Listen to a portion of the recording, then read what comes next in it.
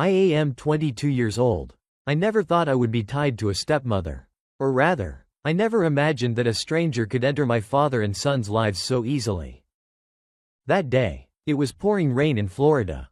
I remember it very clearly because I was preparing for my final presentation at school when I received a call from the hospital. My father, who had always been a careful driver, never had a flat tire, had an accident in the middle of an intersection on his way home. The doctor said he was lucky to have survived because he was taken to the hospital in time. And the person who called the ambulance, the person who sat next to him in the cold rain until someone arrived, was Mrs. Laura, a fast food worker, who had just finished her shift. I didn't have much of an impression of her at first. In my mind, she was a kind, middle-aged woman, and that's it. My father was a principled but affectionate man. My mother died early. He raised me, never remarried, never dated. I used to think he had decided to live alone for the rest of his life, until Laura appeared. After he recovered, he went to see her, thanked her, and invited her to lunch. I initially thought it was just polite. But no, just a few months later, he told me, "I'm planning to remarry." I was speechless, not because of anger, but confusion. Even though I was 22 years old, I couldn't immediately imagine that my father, who had always lived a private life, could develop feelings so quickly for a woman he had only known for a few months. I asked, "Are you sure?" He looked at me, his eyes calm. "She's not perfect. But there's one thing I feel very clearly, she's good. And sincere." I nodded. Neither agree nor disagree. I first met Laura in the backyard. She was cleaning the windows. The afternoon light slanted through her hair, light brown, tied back, and her eyes, when she saw me, lit up immediately. "Hello, Daniel. I've heard a lot about you." I smiled, mechanically. "Me too, Laura." She didn't touch me, didn't try to be friendly. She didn't try to interfere in our lives. I noticed that she often got up early to cook breakfast, left a note if I had to work early, or sometimes packed me a sandwich when she knew I had a long class. She lived quietly, without pretension. I couldn't help but admit that everything in the house began to feel warm. A year after the wedding, tragedy came again. My father was diagnosed with heart disease. Everything happened very quickly, too quickly. I took a semester off to come home to take care of him. Laura never left the hospital for a single night. She held his hand, wiped the sweat from his forehead, and when he was too weak to speak, she spoke for him. "He wants you to try. He wants me to do well." The night my father died, she hugged me, for the first time. I didn't pull away. I saw this woman, who truly loved him. We lived together after that, in the house my father had built when I was a child. Laura didn't cry much. She continued to work, took on extra work, cleaned the house, did laundry, and still packed me sandwiches every morning. I, at first still distant, gradually stopped thinking about the concept of stepmother. I called her Laura, but I began to feel closer to her. Strangely, it was as if she wasn't intruding on my life, but quietly standing beside me. Not trying to be a mother. No pretense. Just be there, at the right time. I remember one time she mistakenly bought a sauce that I hated. When I was about to react, she suddenly said, "This is the first time I cooked for someone and I thought they would criticize me." I was stunned. Did she just call me Mom? I smiled wryly, not reacting, but that night, I ate the whole salad without leaving a single bite. That's Laura. Not loud, not fussy, but making others change, in a gentle way, and I don't know when, but I started to feel like doing something to make her happy. Not because she was my father's wife, but because she had become the only person in my life, after my own mother, who could make me feel at peace when I returned home. My father died on a sunny day, a strangely gentle sunshine after many days of heavy rain. No one expected him to go so soon. The heart disease that was supposed to be the beginning of a long journey of treatment turned out to be a slippery slope with no way out.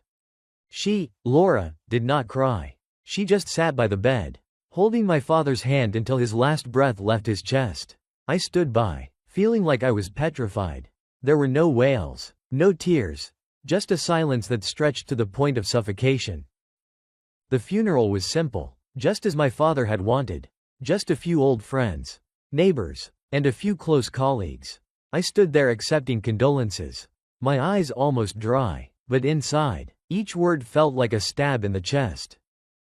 Laura wore a simple black dress, with a small flower in her hair, the flower my father had given her on their first date. She didn't say much, just nodded slightly whenever someone approached, but I knew that inside she was struggling not to collapse. When most of the people had left, I saw her sitting alone on a wooden chair on the porch. The afternoon light cast her shadow down the steps. "I'll sleep in the living room tonight," she said without looking at me, as if talking to herself. I just replied softly, "No need, Mom, I'll sleep out there." That was the first time I called her Mom, even if it was just unconsciously. But I remember the look in her eyes when I heard it. She turned to me very slowly, her eyes wet but strangely bright. Life after that was not easy. I was still in my final semester of college, but had to temporarily take a semester off to stay home to take care of the funeral and stabilize my life. Laura continued working at the diner, but because she lacked some of my father's income, she had to take on an hourly cleaning job for 2 houses in the neighborhood. I didn't say it, but many times I saw her coming home at 9 p.m. with a trash bag in her hand or a stain on her cuff. And I felt choked up. I started applying for a part-time job at a nearby bookstore. I worked during the day and studied for my thesis at night. Laura never complained. On the contrary, she still packed sandwiches for me to take with me, and left a small note on the table. "Don't forget to bring a jacket today. It's cold outside." We never talked about her being a stepmother. It wasn't necessary. Love isn't something defined by paperwork or names. It's about who's willing to wait for you to come home late, who's secretly saving up food, or who's quietly sewing up your frayed collar.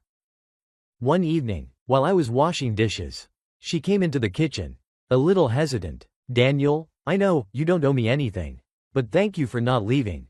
I smiled, though my heart clenched. We all lose people we love, but if you're here, I'm not alone, and neither are you. She was silent, then she put her hand on my shoulder. A thin hand, but warm. Life gradually settled into a new orbit, though not easily. My mother and I, as I now called her, lived in my father's old house. The space used to feel empty, but somehow her presence made it less cold. Every morning, she always got up early to cook breakfast. Even though she only ate a few slices of bread, I used to see her quietly rereading my father's favorite book, her hand gently stroking the underlined lines he had left. No one said anything, but we both tried to live as if he were still there, watching. One Saturday afternoon, when I came home early from my shift at the bookstore, I saw her busily cleaning the windows on the porch. It was a sunny day, Florida style, hot and muggy. Sweat soaked her shoulders, but she still carefully wiped each pane. I stood watching for a while, then walked over and took the towel from her hand. "Let me do it. Let the men take care of these things." She looked up at me. For the first time, I saw her eyes moist with gratitude. "You sound like someone else's husband." She laughed teasingly. Her voice was soft, but I could hear the joy in it. It was just a simple sentence, but it warmed my heart all afternoon. That summer, I decided to apply for a full-time job. I wanted my mother to stop working, at least not to do the tiring cleaning like she was doing now. I knew she would never say it, but her thin shoulders and sweaty back were the clearest indications. I started making plans. I would take a few days off when I had a regular job and then take my mother somewhere. Just a short trip, just enough to get her out of the tiring shifts, just enough for me to say thank you. I decided to tell her about my intention one morning in late June, while we were having breakfast. "Mom, can you take 2 days off? I want to take you to the beach." She looked up, surprised. "The beach? What for?" "Let's go to, thank you. Mom, let's go so you can rest a bit. It's been a long time since you had a vacation." She was silent for a moment. I knew she was hesitating, not because she didn't want to go, but because she was worried about me. Worried about the expenses, worried about the things she hadn't done. But then, she smiled. "Then I'll take a day off. Just 2 days. I nodded, and felt my heart lighten. Perhaps, for the first time since my father passed away, I saw her actually looking forward to something. In the following days, I went online to find a hotel room and planned a trip. I tried not to tell my mother the real cost, afraid that she would refuse. I just said, "Everything is fine. Don't worry." I didn't know what was waiting for us at that beach. But I knew, in my heart, I was ready to do what I should have done a long time ago. Love the woman who had quietly become my mother, without any paper or bloodline to confirm it. I could not have imagined that just a week before our first trip to the beach, something happened that made us blush and not dare to look each other in the eye for several days. It all started on a normal Sunday morning. I told my mother that I was going to visit an old school friend in the next town. He had just moved, and invited me over to visit, and to discuss finding a job since we had both just graduated. My mother nodded, as usual, without asking much. She always respected my personal space, even though I knew she was always quietly observing and caring. I left home at 10 in the morning. The sun was mild, the sea breeze was cool. My mother wore a light floral shirt, her hair tied up high, and stood to see me off at the door as if I was about to go far away. I even turned back and joked, "Remember to rest at home. Don't clean anything. If you come back and see me climbing up the window, you won't be at peace." She laughed. "Aren't you afraid that I'll chase you away with a broom?" Then I left, not knowing that I would be back sooner than expected. My friend texted me to cancel the appointment as soon as I arrived. "Sorry. My mom is sick and has to be taken to the hospital. See you another time." I didn't blame him. Instead, I turned around and headed back. It wasn't far, and I was home before noon. The door was unlocked. As usual, I pushed the door open, intending to call out, "Mom, I'm home," but then stopped because I didn't hear any noise. I guessed that Mom was taking a nap, something she rarely did. Until I walked to the hallway leading to the back of the house, intending to go into my room to get my phone to charge. The bathroom door was ajar, the sound of running water, and soft singing.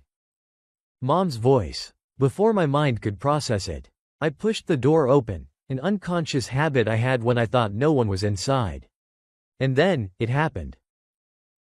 In the misty mist of the mirror, I saw my mother, her back turned, her loosely tied hair hanging down, water running down the curve of her shoulders. She was tilting her head back to rinse, completely unaware that someone had just entered.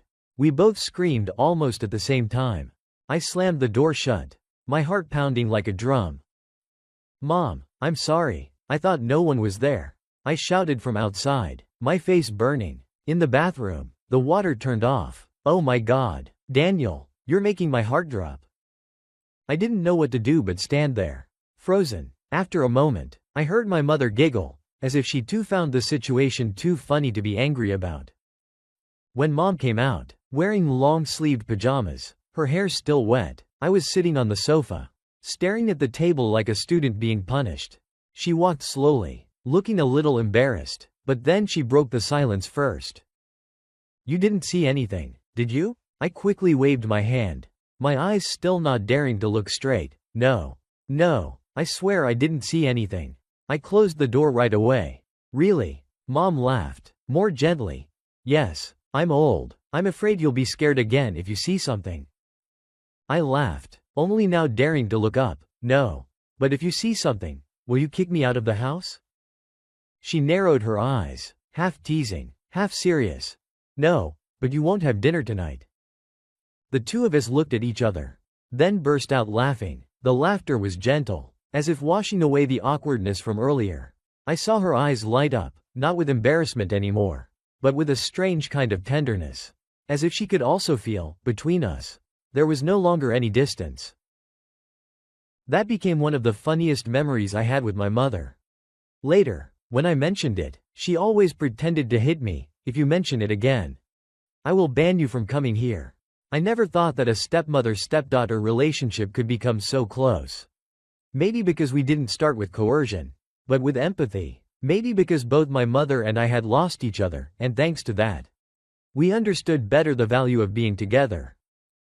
After that day, my mother suddenly said to me, "Why don't I go buy a swimsuit for the trip first?" I widened my eyes. "You're wearing a swimsuit?"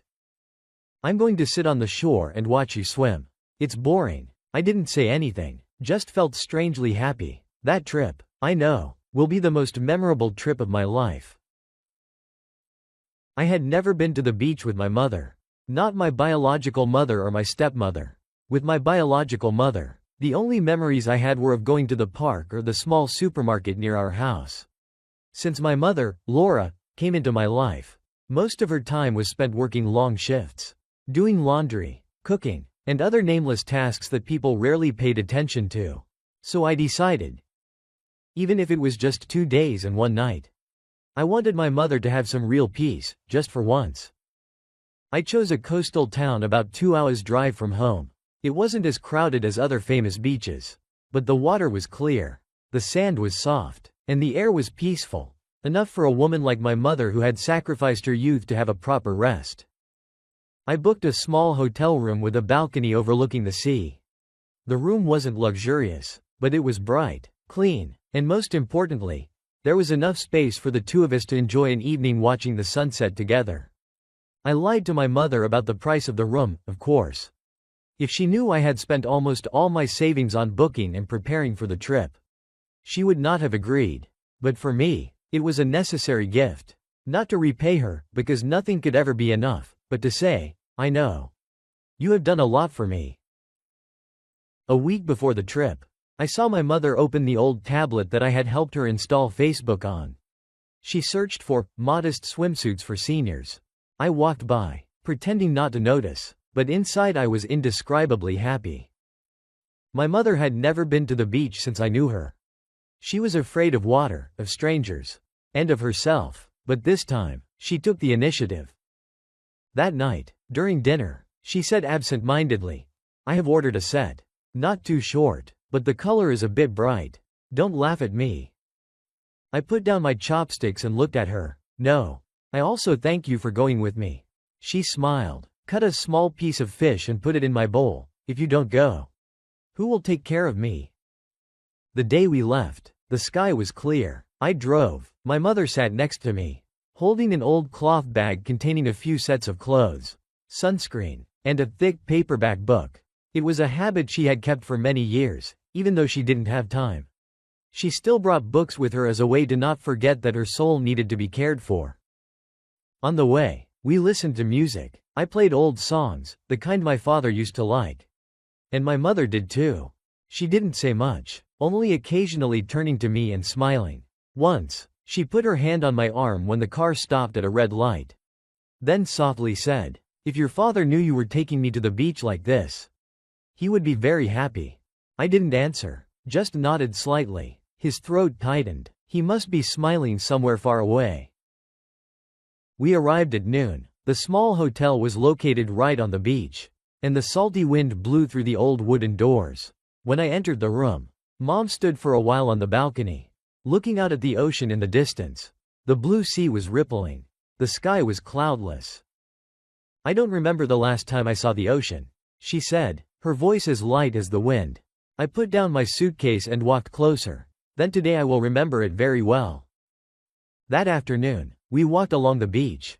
I bought 2 mango smoothies, the only drink Mom called both delicious and decent. Mom wore a long dress, a wide-brimmed hat, and slippers that she only used indoors. Watching Mom walk on the sand, a little limping because she was not used to it, I suddenly found her strangely adorable. When the sun was milder, Mom agreed to sit on the deck chair to sunbathe. I handed her the tube of sunscreen. She looked at me hesitantly and said, please help me apply it on my back.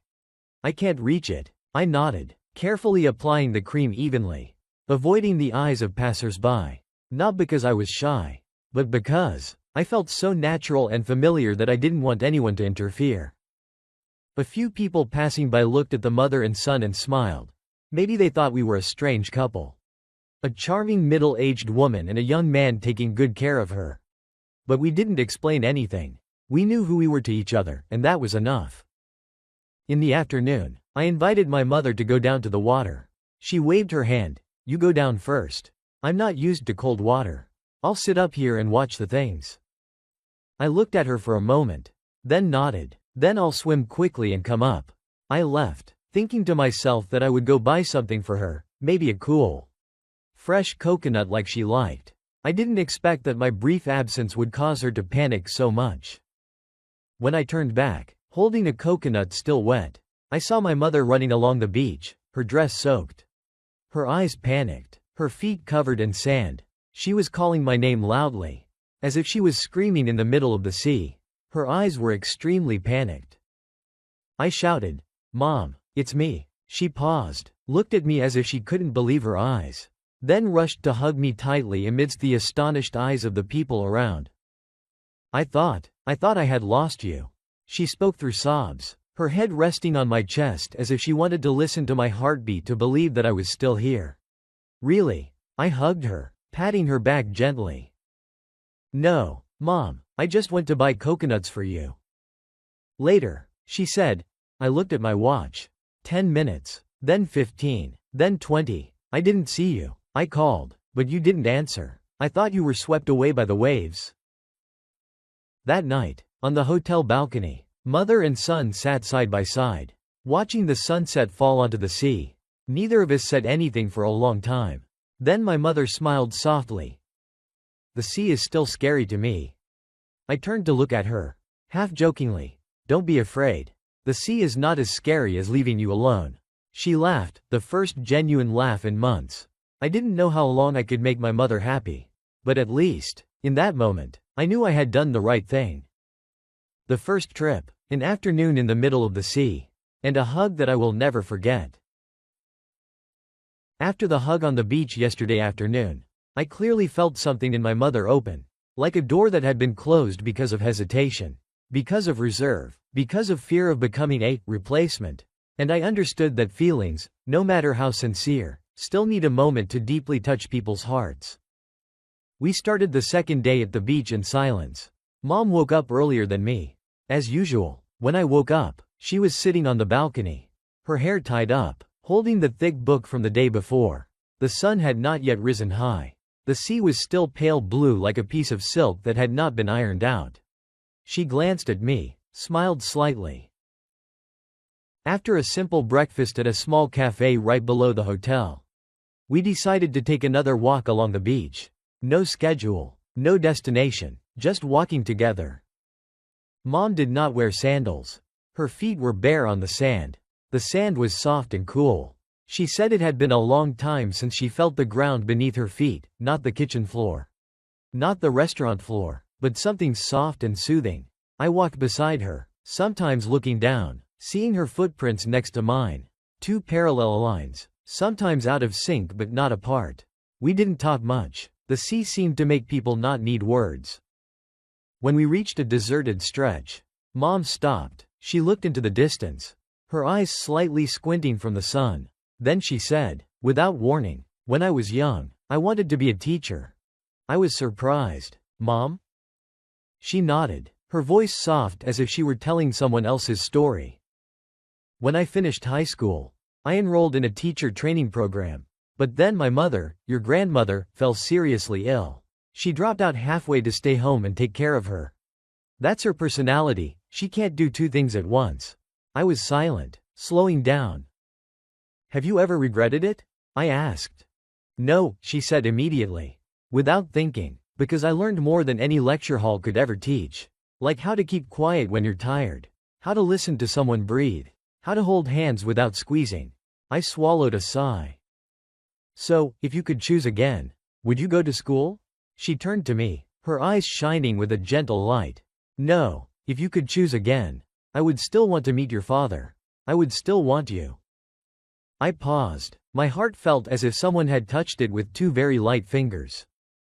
"You know," I said, "I used to think of you as a replacement. Not because you did anything wrong, but because I never thought anyone else would come into my life after you. But after yesterday, I understand one thing. You don't replace anyone. You are you, and that's enough." She looked at me for a long time. Then she reached out and, for the first time, gently stroked my cheek. As my mother had done. Her hand was thin and bony, but cool and real. "Thank you, Daniel." At noon, we returned to the hotel to rest. I planned to go swimming in the sea again in the afternoon. And this time I would definitely invite my mother to go with me. Even if it was just for a few minutes. I prepared 2 sets of towels. sunscreen, and a folding chair so that my mother could sit closer to the water. When I entered the room, my mother was trying on the swimsuit she had just bought, a swimsuit so modest that it almost looked like a short skirt. "What do you think, Mom?" she asked, a little shyly. I smiled, giving her a thumbs up. "Beautiful. Very suitable. I feel a little weird. I've never worn anything like this before," she muttered, pulling lightly on the hem of her shirt. "It's okay, Mom. Look around. Everyone wears swimsuits. Besides, you're really beautiful." She narrowed her eyes. "Are you flattering me?" I shrugged. "No, I'm just telling the truth." That afternoon, my mother stepped into the sea for the first time in decades. She did not swim, just stood at the edge of the water, letting the waves hit her feet. Every time a wave came, she was startled, then laughed like a child. I swam nearby, trying not to take my eyes off my mother. Looking at her in the vast ocean and sky, I suddenly realized something. She was no longer just a woman I was grateful for, but someone I truly loved. Not a romantic feeling, not even a simple admiration, but a deep feeling, a bond that transcended blood or definition. As the sun began to set, we returned to the hotel. Before dinner, I took a small box out of my backpack, a gift I had prepared before the trip. "Mom," I called, handing it to her. "Open it and see." She was surprised. Opening the box, inside was a thin necklace, a small silver heart-shaped pendant, engraved with the words, "Mom," by heart. She was silent for a long time. Her hands trembled as she touched the words. Then she looked up, her eyes red. "Daniel, why did you?" I sat down next to her. Softly, "I know I'm not related to you by blood, but if I could choose again, I would still want you to be the one by my side these past years. You wouldn't replace anyone else. You're the one I'm grateful for and love with all my heart." She bit her lip, tears rolling down her cheeks. But she didn't turn away, didn't hide. She put the necklace around her neck, then hugged me. This time, the hug was no longer shy, no longer distant. It seemed to say everything we had kept in our hearts for so long. That night, before I went to sleep, I heard the sound of waves coming from the balcony. Mom was fast asleep, but I still lie awake, staring at the dark ceiling and thinking about my father. I hope, somewhere, he is seeing this, and smiling, because in the end, we found each other, not by arrangement, but by true love, accumulated day by day. We left the beach the next morning, with silent regret. Before leaving the hotel, Mom stood on the balcony for a long time. The early wind blew a few strands of hair. The early light made the sea surface look like silver. I stood behind, saying nothing. There are moments that don't need words. Just being there is enough. On the way back, Mom didn't say much, neither did I, but I saw her tightly holding her handbag, where the necklace I gave her was, as if it were a part of a memory that had just taken shape, not yet dried. The car drove through the grassy fields, past the worn-out billboards, through the curves I used to take with Dad. I don't know since when, but every long trip made me miss Dad so much. "Mom," I spoke when the car stopped at the gas station. "I want to ask you something." Mom turned around, waiting. If I have a family in the future, will you still live with me?" She was surprised. Then she smiled slightly, the somewhat mocking smile that only experienced people have. "Aren't you afraid that your wife won't like you?" "No," I answered immediately. "If someone doesn't like you, I probably don't like them either."